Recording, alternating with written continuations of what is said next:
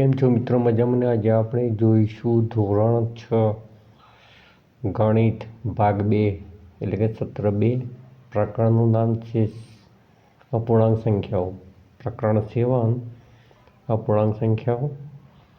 તો અહીંયા 1/3, 3/5 અને 7/10 અપૂર્ણાંક સ્વરૂપે દર્શાવવાના છે તમારે. તો 1/3 બરાબર 5 અને 3/5 બરાબર 6 થાય. નોંધ આપેલી છે. તો મિત્રો દેખો, અહીંયા 1/3, 3/5, 1/3, પછી છે 3/5 અને છે 7/10. તો આ ત્રણે અપૂર્ણાંકના છેદ સરખા નથી. તો સંખ્યા રેખા પર દર્શાવવા માટે પહેલાં તો એના છેદ કેવા હોવા જોઈએ? સરખા હોવા જોઈએ. આના છેદમાં 10 છે, 5ના ઘડિયામાં 10 આવે છે, 5 દુ 10, 2ના ઘડિયામાં પણ 10 આવે છે, 2 પંચું 10. એટલે આને આપણે 5 વડે ગુણીશું તો 5/10 થશે, અને આપણે 2 વડે ગુણીશું 6/10 થશે અને 7/10. એટલે કે 0 થી 1ના વચ્ચે સંખ્યા મળશે. 10 એટલે કે 1 થઈ જશે. એનો મતલબ કે જે સંખ્યા ક્યાં છે? 0 અને 1ની વચ્ચેની છે. ત્રણે. આપણે સંખ્યા રેખા દોરીએ. અહીંયા 0 છે, 0 અને 1ની વચ્ચે આપણે સરખા 10 ભાગ કરીશું. તો 1, 2, 3, 4, 5, 6, 7, 8, 9 અને 10. હવે આપણે જે દર્શાવવાના છે 1/3 એટલે કે 5/10. તો 1, 2, 3, 4 અને 5. તો મૂળ સેન્ટરમાં આવશે 1/3. પછી 3/5, 3/5 એટલે કે 6/10. તો 1, 2, 3, 4, 5 અને 6. તો મિત્રો આ છે 3/5. અને હવે આપણે છેલ્લે દર્શાવવાના છે 7/10. તો 1/2, 2/3, 4/5, 5/6 અને 7/10.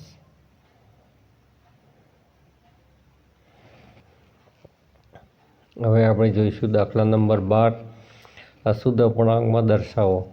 તો આ જે અપૂર્ણાંક આપેલા છે અશુદ્ધ અપૂર્ણાંકમાં આપેલા છે, મિશ્ર સંખ્યામાં આપેલા છે. તો મિશ્ર સંખ્યામાંથી આપણે અશુદ્ધ અપૂર્ણાંકમાં ફેરવાના છે. તો એના માટે 2 અને 5નો થશે ગુણાકાર, અને 3 ઉમેરવામાં આવશે ભાગ્યા 5.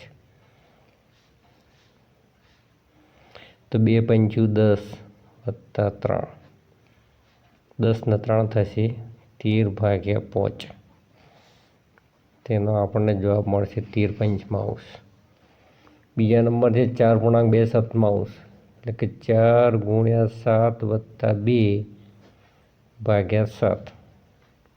4 સીતું 28 પ્લસ 2 ભાગ્યા 7. 28 ને 2 થશે 30/7. એટલે કે 30/7 જવાબ આવશે.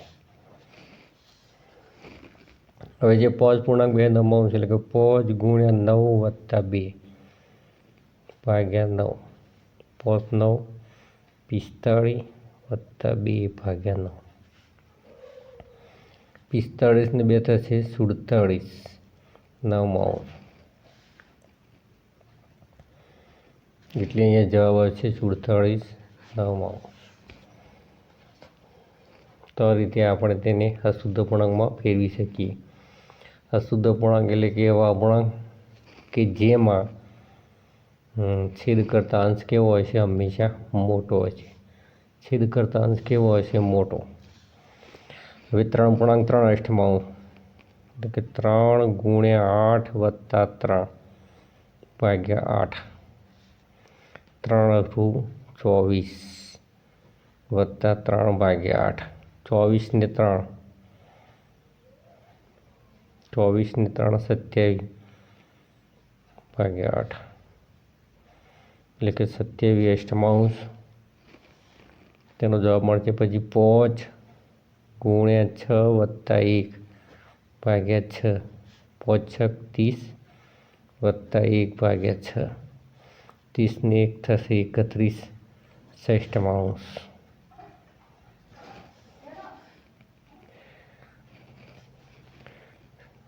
7 ગુણ્યા 3 વત્તા 2 ભાગ્યા 3, 7 તરી 21 વત્તા 2 ભાગ્યા 3, 21 ને 2 થશે 23 ભાગ્યા 3, 23/3 જવાબ મળશે.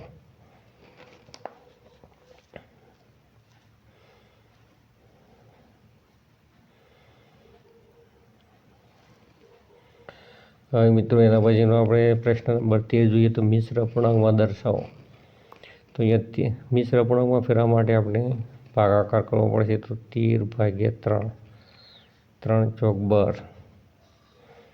તો આ જે 4 છે ને આપણે પ્રથમ લખીશું, પછી શેષ ઉપર જશે, ભાજ્ય નીચે લખાશે. તો 4.1/3 એટલે કે 4 તરી 12 ને 1 13, 13 ભાગ્યા 3 થઈ ગયું. તેવી જ રીતે 19 ભાગ્યા 4, ચોખ્ખું 16, 17 18 ને 19 એટલે 4.3/4. ચોખ્ખું 16, 17 18 ને 19, 5 ચોક 20, 4.1/5, 4 5 20 ને 21, 6 ચોક 24 એટલે 5 વધ્યા, 4.5/6. પછી 32 ભાગ્યા 7,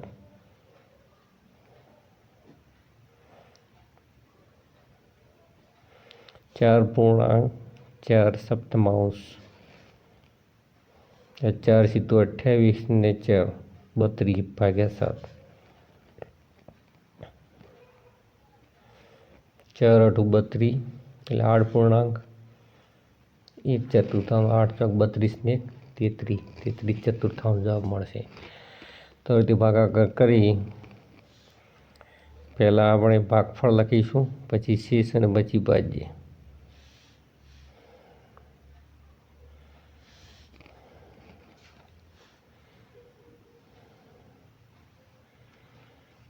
હવે આપણે જોઈએ પ્રશ્ન નંબર 14નું સોલ્યુશન. નીચેના અપૂર્ણાંકને અતિ સંક્ષિપ્ત સ્વરૂપમાં દર્શાવો.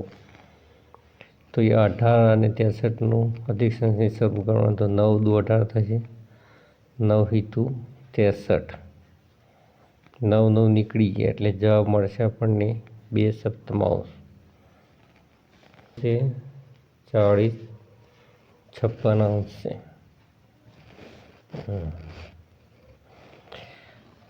તો 8 5 40, 8 સીતુ 56, 8 8 નીકળી ગયા એટલે 5/7 જવાબ મળશે.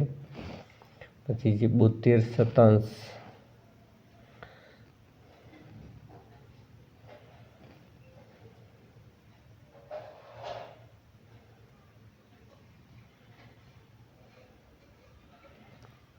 18 ચોક 72, 25 ચોકો 100.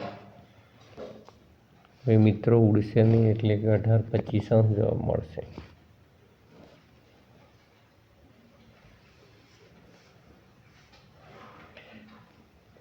25 તરી 75, 25 ચોકો 100, 25 25 નીકળી ગયું એટલે કે 3/4 તેનું અતિ સંક્ષિપ્ત સ્વરૂપ નીકળશે. તેવી જ રીતે હવે જોઈએ આપણે પ્રશ્ન નંબર 15.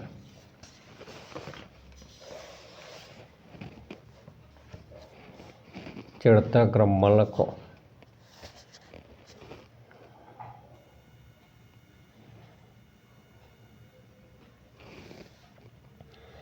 બે તૃતીયાંશ, 3/5, 1/6 અને 1/2. 3 દુ 6, 3 3 9, 3 ચોક 12, 3 5 15, 3 છ 18, 3 5 15, 15 6, 3 30, 5 6 30 અને 2ના ઘડિયામાં પણ 30 આવશે. 15 દુ 30 એટલે કે અહીંયા લસાઅ નીકળે છે 30. હવે આપણે દરેકના છેદમાં 30 લાવીશું એટલે કે દરેકના છેદ આપણે પહેલાં ચડતા સરખા કરીશું, પછી આપણે તેને ચડતા ક્રમમાં ગોઠવી શકીશું.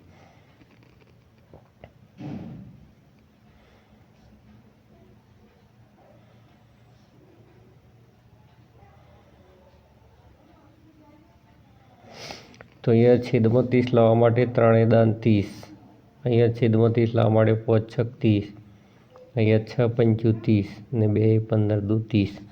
નીચે 10 એટલે ઉપર 10, નીચે 6 એટલે ઉપર પણ 6, નીચે 5 એટલે ઉપર પણ 5, નીચે 15 ગુણ્યું છે તો ઉપર 15 ગુણવું પડે. તો 10 દુ 20, 3 દાન 30, 3 છક 18, 5 છક 30, 5 એકા 5, 6 પંચું 30, 15 એકા 15, 15 દુ 30. હવે ચડતા ક્રમમાં ગોઠવવા માટે આ પહેલાં લખાશે 5 30, પછી આવશે 15 30, પછી આવશે 18 30, પછી આવશે 20 30. 5 30 એટલે કે ત્રીજા નંબરનો અપૂર્ણાંક છે, જે 1/6 છે. 15 30 એટલે કે 1/3, 18 30 એટલે કે 3/5 અને 20 30 એટલે કે 2/3. આ રીતે આપણે ચડતા ક્રમમાં ગોઠવી શકીએ. હવે 3/4, 1/3, 5/8 અને 9/16. આપણે પહેલાં તો લસા કાઢીએ. 16 તો 8 દુ 16, 2 8 16, ચોકું 16. તો અહીંયા લસા મળશે આપણને 16.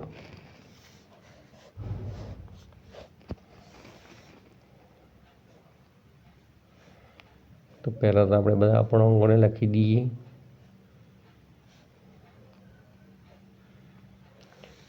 તો ચોકું 16, 2 8 16, 8 દુ 16, 16 એકા 16.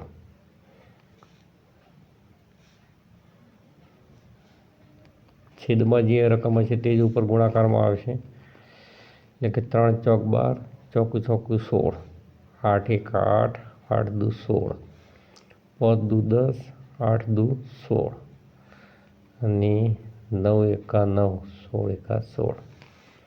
તો સૌથી નાની સંખ્યા છે 8/16, પછી છે 9/16,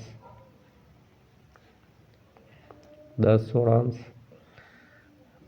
પછી મળશે 12/16.